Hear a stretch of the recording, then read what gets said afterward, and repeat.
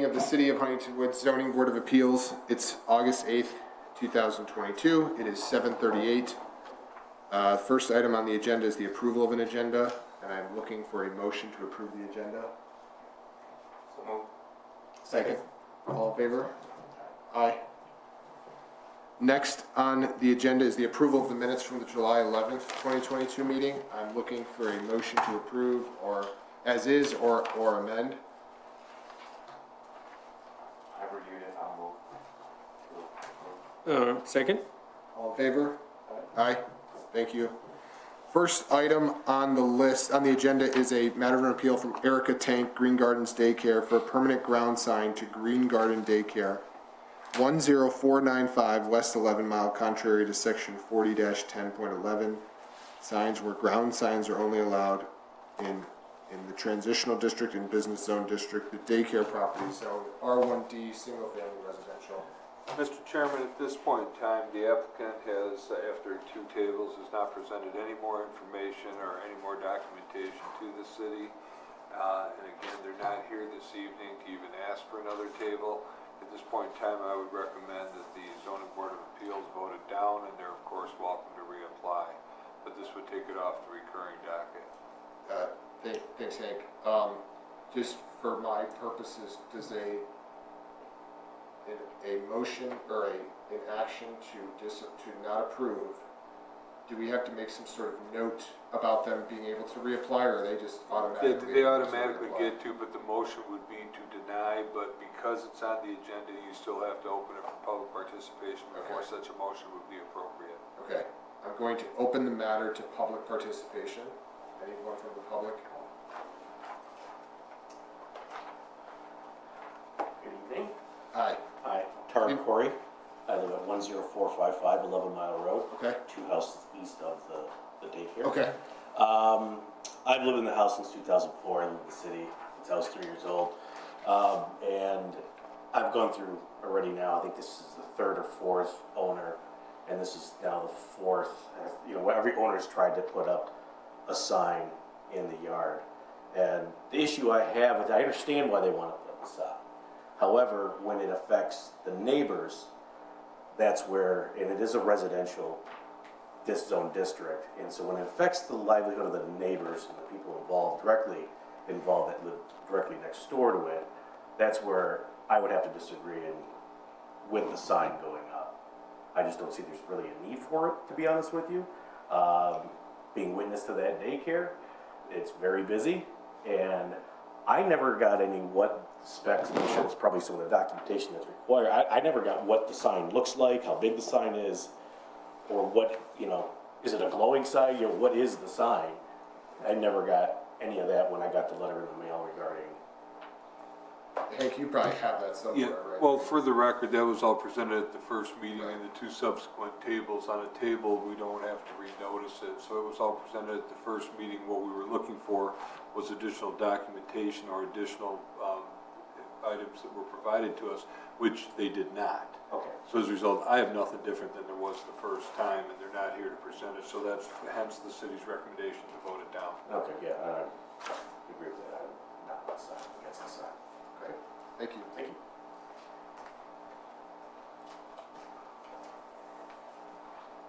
Yes, my name is Ray Burka, and my address is 10531 West 11 Mile. I live directly next door to the daycare center. Now, the last owner tried to put a sign there, and it was turned down. This sign that Erica wants to put up would be right off of my front yard, that every time you look out your window, that's what you're going to be looking at. We are residential, and I don't think a sign actually fits into our neighborhood. And I think in the package, I sent the city an email of all the problems I've been having since Green Acres has taken over. And it's gotten to a point, enough's enough. So I would recommend turning it down. Thank you. Thank you. Anybody else from the public want to speak on this matter? Okay, seeing nobody else, I'm going to close public participation, open it up to the board for either discussion or motion. I'll make a motion to deny as presented. And second? All in favor? Aye. Okay, so that matter was denied. And we will move on to matter of an appeal from Stephanie Norton, 10758 Hart, for a variance of 85 square feet to allow patio in conflict with section 40-6.03 accessory building structures and uses, which states that the total ground area covered by all accessory buildings and structures together should not occupy more than 50% of the rear yard. Yes, right in the middle, please. Yes. If you could speak into the microphone Yes. there so they can hear you. Of course, thank you. Oh, that's fine. No, that's fine. In the middle? There? No, Oh, you're fine. You're fine right there, You're as long live. as you have a microphone. okay. And you can hear me. Excellent. Gentlemen, nice to meet you, neighbors now. We're excited to be new neighbors of the city of Huntington Woods. We've lived in neighboring Berkeley for 17 years, where I actually also served on the technology committee, so I have great respect for the volunteering that you do. We're here this evening with hopefully a simple ask that is related to the overage, a small overage on our patio of 85 square feet. It is reviewing a few things with you in terms of the impact. We do have some uniqueness on our lot. It's a 40-foot lot. So the coverage of the 50% is, I think, with a modern home, quite easy to do. We also purchased this home from Hill & Homes, and the home was already spec'd. So it's not something that we designed. It's something that was already pre-approved by the city of Huntington Woods, and the whole layout of the size of the home, the driveway, the garage, all of the pieces on the parcel where we live. We have gotten to know our new neighbors, even though we've been in process, and I thank the city and our neighbors for being very patient with us during a building process, in a very difficult time. We started building in January of 2021, and we're just recently taking on that occupancy. So it's been a long process, and in doing so, we've gotten to know our neighbors. Diane and Dan to the east of us, Nikki Cookson, who's a relatively new neighbor to the right of us, and Brock, who's behind us. And we've had conversations with them about all of the things that we're doing with the build, including getting the fence permit and all the things that are needed to do appropriately. I didn't have an opportunity to talk to all of our neighbors, but I know that they were notified through the city in the process. I did speak directly with Diane Harris, our neighbor to the east, and she had actually offered to say some words, and I'm not sure that it was necessary. If we have to table, we could possibly invite her back, but didn't have any concerns of the impact it might have on her. I don't see, any major impact to the other neighbors as well. And I asked her if she thought there would be. She didn't think so. So the practical difficulty is, really with the size of our lot and how much room we can actually occupy and have a space where we can set up a table. We did provide some photos. It was actually a smaller card table because we were in the process of putting our stuff in storage and moving to get a nice sized table, which we do have out there now, to occupy the space and move around freely and safely. I can't imagine having the patio actually any smaller. I do have, family members, which we are now, I think everyone are spending a lot more time outdoors with family celebrations and needing to pass, and have elderly parents that need to be able to pass safely. Even just for us to enjoy our backyard is the request. I think that might cover it all in terms of preparation for this evening for me, and I think I do have an opportunity to add some things if there was anything I forgot. Yeah, and we'll turn over to Hank, and then if we have questions or if you have anything else to add, you're free to Okay, do so. thank you. Hank? Thank you, Mr. Chair. At this point, I just want to make sure you all have these pictures in your packet, so there's no real sense in passing them around again. But I do want to refer to them because they do illustrate certain things. First off, they are over the 50% rear yard coverage of their lot by only 85 square feet. 85 square feet is less than the typical 100 square foot shed, which is allowed by code in the backyard. The 40-foot lot allows them a reduced house size, a reduced garage size, and hence a reduced driveway, garage, patio area for the rear yard. The drainage and grading off the patio with the additional 85 square feet should have no impact towards the neighbors or whatever based on the surveys that we have for the build on the house. The circumstances that create this ask is really a couple-fold. Originally, when they put in for the plan, the builder had put in just a landing at the bottom of the stairway and really had no allowance for a patio. So they did pour a patio and they went a little bit beyond the patio. At no point in time during any of my discussions with Hill and Holmes or with the Nortons was there any indication that this was done maliciously or anything like that. This was done, the builders, they said, well, we would like a patio. They gave them a patio. They didn't ask for sizes. They didn't ask for anything. This was not anything that the Nortons were involved in. I have absolute confidence that there was nothing on their part that they were responsible for doing this. But the standards are this: special or unique circumstances exist which are peculiar to the land, structure, or building involved, which are not generally applicable to other land, structures, or buildings in the same district.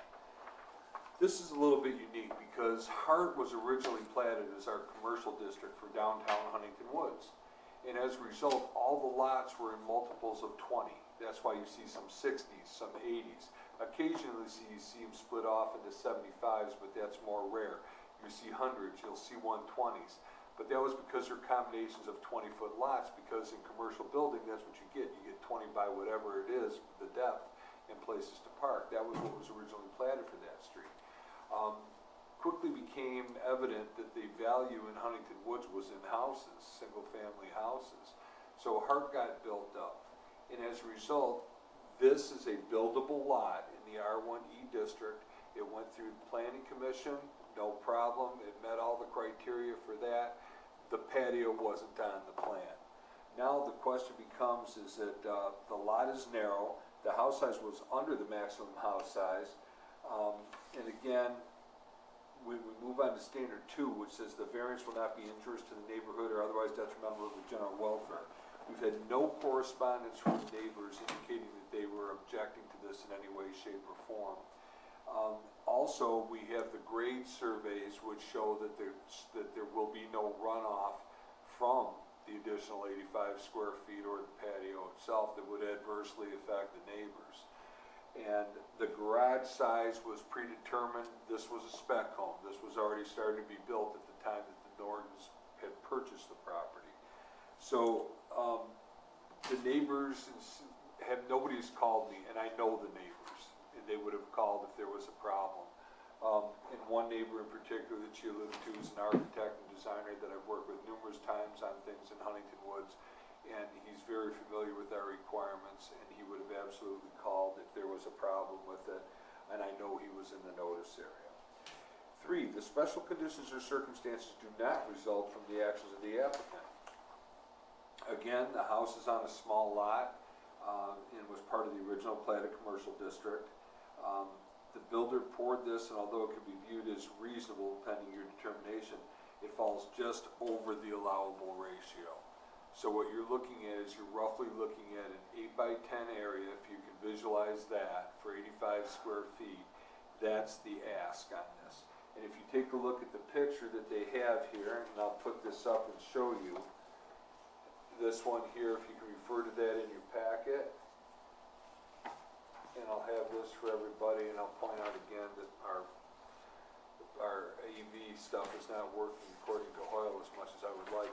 But you can see that this is just simply a card table with 4 chairs and not like standard patio fare. So as a result, when you put something out there, a chair or table or anything like that, there's a general expectation that you can walk around it without falling off the patio. So that's kind of where they're at with this on that particular situation. And then 4, the literal interpretation of the provisions of this ordinance would deprive the applicant of rights commonly enjoyed by other properties in the same district under the terms of this ordinance, and the minimum is, the variance is the minimum necessary.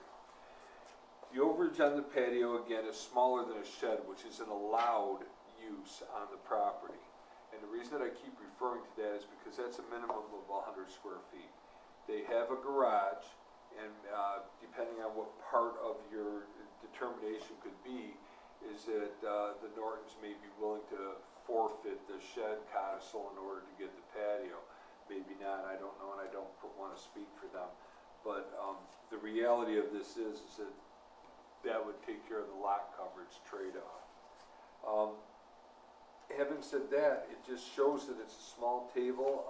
I think that patios, if you take a look at the houses along our, some that have smaller, they all have patios, whether they got poured pre-ordinance, whether they got poured post-ordinance, or whether they got poured with no ordinance, or not inspected in any way, shape, or form. They're there. People use their backyards. And whether this was a patio, a deck, or some structure, they have to have a bare minimum amount of it in order to get from their door walls, and they have 2 on the back of the house, 2 sets of doors, to the grade. So right away, that takes up part of their space for the patio that's allowed. Because if you've got 2-3 steps down, you're already taking 2-3 feet out of what they have, because that's what the step takes out. So having said that, if there's any questions, I'm sure that the Nortons are happy to answer it. I'm certain that I'd be happy to answer any questions you may have, and there may be comment from the public that I'm unaware of. Thanks, Hank. At this time, I'm going to open it up to public participation on this matter. Seeing and hearing none, I'm going to close public participation on this matter and open it up to the board for questions or discussion or motion. I just have a question for Hank. Yeah. Just to make sure I understand, the builder poured the patio for its, at its current size? That is correct. So in order, if we weren't to pass a variance, allow the variance, they'd have to essentially dig up what someone else poured? That is correct. Okay. And you guys didn't know about it beforehand, right? No. So really, you're asking here for us to approve someone else's mistake, if you want to call it that. Sure. Yes, that's because, correct. Because Well, just to clarify, when you were designing the house, you had some input on the design of the house. We did not. Oh, It you was a did? spec home. Okay. Okay. Okay. Yeah, I think one of the I thought you points- mentioned mentioned something to the builder about wanting the patio, and they did it. That's and without I don't know. Yeah, So- and I don't want to mislead anybody with this. The patio was supposed to be functional. It just wasn't. And for whatever reason, the builder went ahead and did this. To my knowledge, the Nortons had absolutely no Got it. culpability Okay. in this all else. So, on the one hand, to go kind of where I believe Andy was going, is that, yes, what would have to happen is they would have to saw cut 85 square feet off that patio, and the person at the end of the day who would be left perhaps holding the bag would be the Norton family.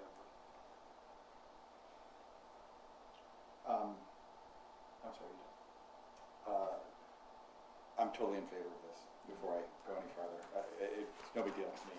That said, this needs to be addressed with Hill and Right. because we have It is being, ongoing Yeah. problems with Hill and Oaks. yeah, and actually, now that you mention it, you were at the planning commission when this was. So that was my next point, and I'm only saying this now because I want it on the record. Hill and Holmes told us this was being designed not on spec, this particular house. So he presented, in my opinion, a false, he brought a false project to the planning commission. So I think that also needs to be addressed. I believe that the next time that Mr. Ray comes in with anything like that, he'll have to document it.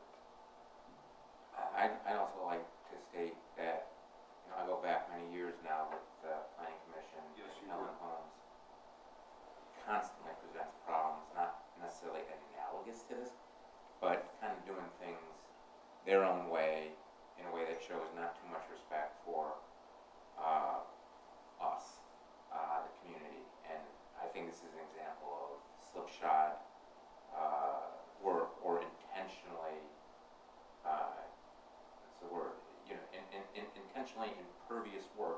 standards by which we're all bound. So I'm not castigating them more broadly than I appear to be, but we've heard Hillard homes again and again and again and again. So for the record, is impervious a play on words? Because it's good. It was not. It's it was not impervious. intended to be a Okay, play on we words. don't need to. And he's You don't have to put that in the minutes. Unintentional genius. Yeah. So, it's so uncool that these guys have to come and ask for a ZBA variance when the builder just didn't do it right and went above and beyond what clearly they were allowed to do. I felt unfortunate that they had to come here for this as well, but unfortunately I couldn't. I get it. Approve this. Seems to me Hillen should be here begging for this. Yeah. But, okay, anyway. Is this thing on YouTube? Yes, Someone should send them an email. There you Both of us have I'm something sure to that say. will happen. What? I've had enough words with him where he's clear on Okay. I think of it. Yeah.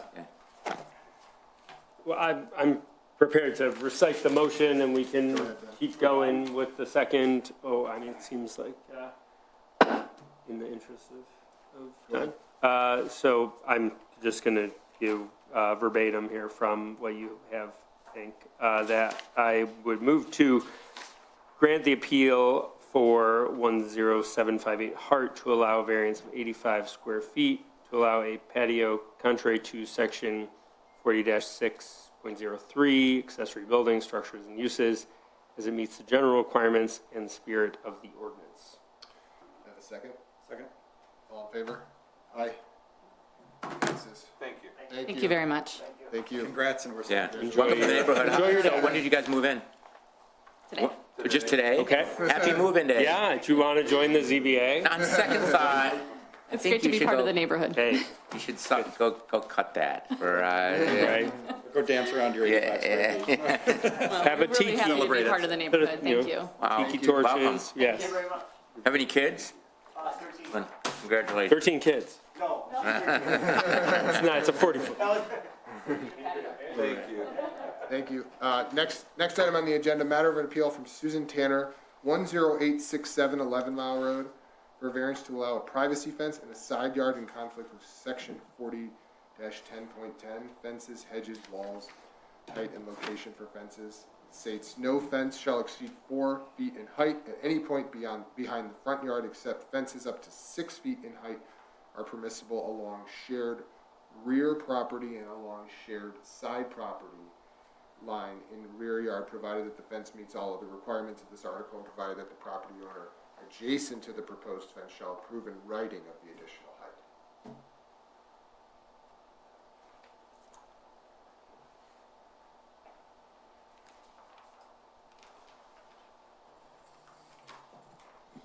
Susan Tanner, 10867 West 11 Mile Road. First, thank you for the opportunity to present this to the zoning board. I think this is a very simple ask. One thing that I think is important to notice is that my house was initially, when it was built, zoned commercial. It was a dentist's office. And I don't know if any of you took a look at the property, but if you look out the window here, you can see it. And as you look out on Scotia, what you will see is what appears to be the front of the house. You see a driveway, you see a garage, you see a big picture window, front door. But the address is 11 Mile. So according to Huntington Woods, that is my side yard. So behind it, adjacent to my neighbors on 11 Mile, is my side yard, not my backyard. What I am asking is, currently I have a 4-foot wooden fence along the side of the house. It is not in great shape, and I want to replace it. And one thing I did not put in my packet, but this is a picture of the 6-foot privacy fence, what it would look like. It's a dog-eared fence. I don't know if you want it up there to take a better I'd like look to at see it. If you don't mind. I'll come in. Sure.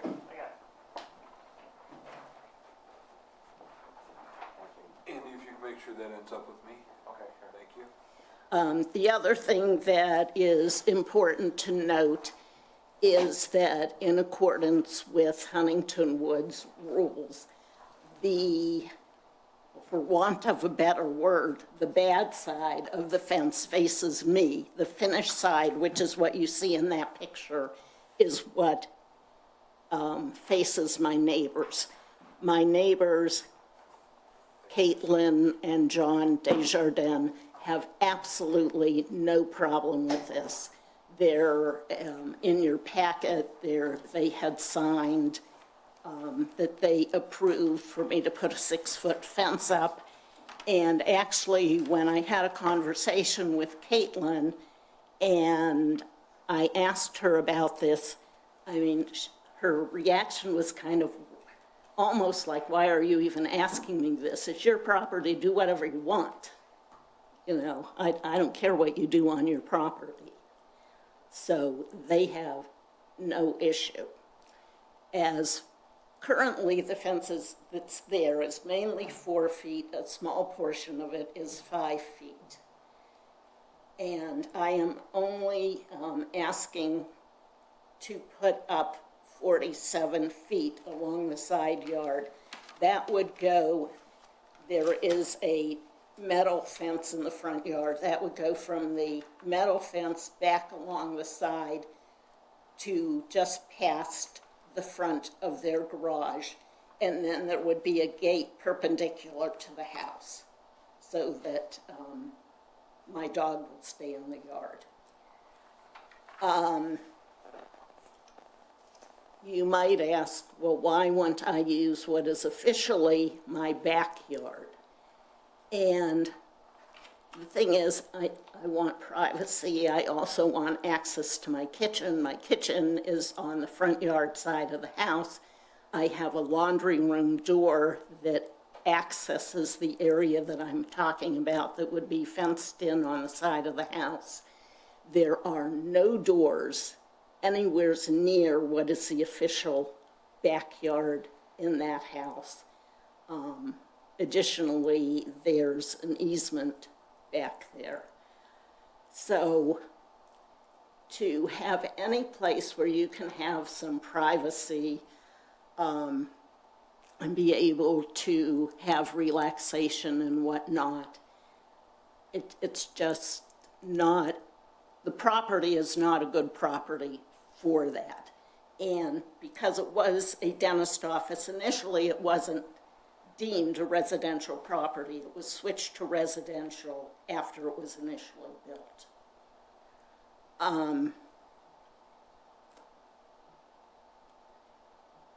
Anyhow, if you have any questions, feel free to ask me what you wish. Thank you. Hank? Yes, thank you, Mr. Chair. Basically, and I can even fill in some blanks on this house has been somewhat problematic since it's been a house. And part of the reason that the problem is with this is that it also has an attached 1-car garage, which negates any possibility of any backyard. The house was built facing Scotia. In fact, the cutout spaces that were there were used for patients that were coming in and out of the property. So the house is platted off of 11 Mile. There is a door on the 11 Mile side.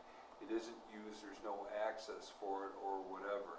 But if you take a look at the technical rear yard, she likely has a 20 by 40 space or 30 space, out of which 6 foot is a DTE or utility easement, and there's no place, and it's not constructed because it was originally commercial property, it's not constructed in a manner that allows her use of that. So as far as the fence goes, so why the fence in the side yard? What is the privacy? What does it mean? It means that a 6-foot privacy fence would stop their neighbors, who, by the way, are in favor of this, and we do have documentation of this. It would stop them from every time they're on their driveway, and every time that they're looking out their kitchen window, and every time that they are outside or have guests over, from looking directly into Ms. Tanner's house. And all the windows that are along the backside are rooms that would have been at one point treatment rooms, rooms that became bedrooms, private areas of the house. So as a result, she's suffering from a basic architectural issue that creates, in effect, a lot of this problem for her. So I do want to take a look and address the standards as far as this goes, because it's really interesting how this happened. That was the only piece of property along there that was actually zoned differently and rezoned into the R1D. And it was zoned that way to allow for people to live there, because the highest and best use there certainly was a dental office, and you couldn't have patients because you only had 2 spaces, and you couldn't take up all the public parking at City Hall for a commercial business coming and going.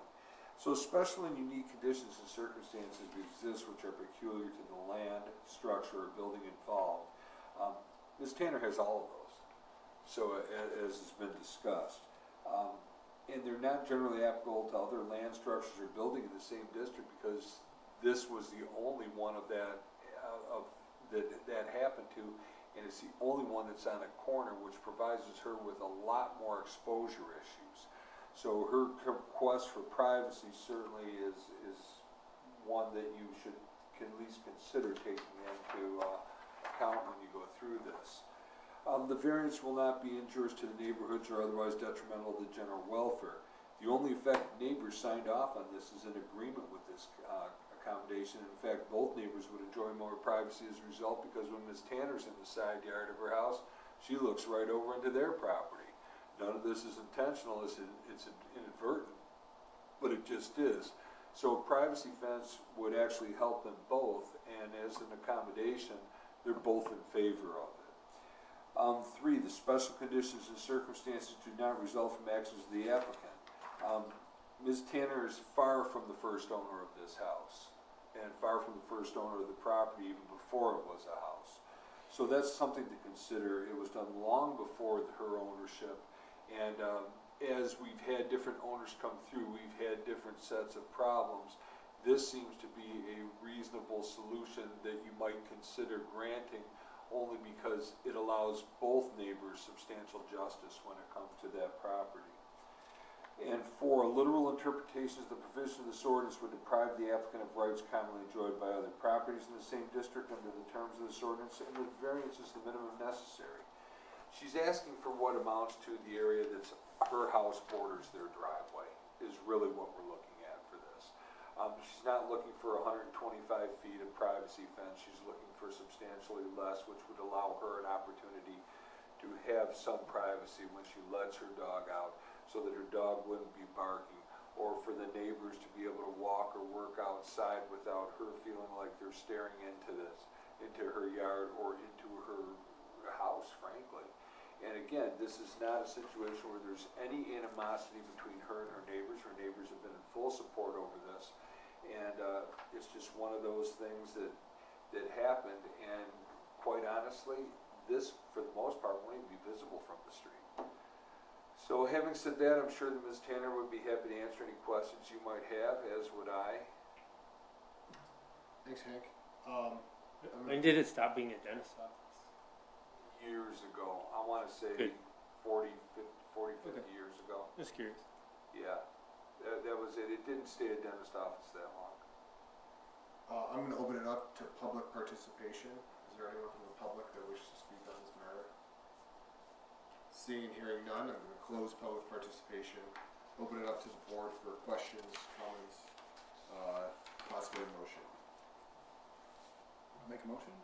I just have a question, just because I'm bad at spatial reasoning, Sure. which is a bad thing to be on the zoning board with you, but so be it. That's why I've got that up on yeah. the board. So you're saying it runs along the house? Yeah, You want to, this that's is her house right here. It's not the red line, that's It the. is this red right. line right It's here. that which part is of the red line. approximately the property line, so Got she's it. looking from here Yeah. to here. And just, sorry, where is the effective front of the house? Right here. Okay. And Yeah, And it's this is where platted. This is where like the entrance and the This okay. is where Define the effective. actual Yeah, is. define- Real, the not official. the practical Yeah. entrance Right. is here. The- And where's the fence gonna be?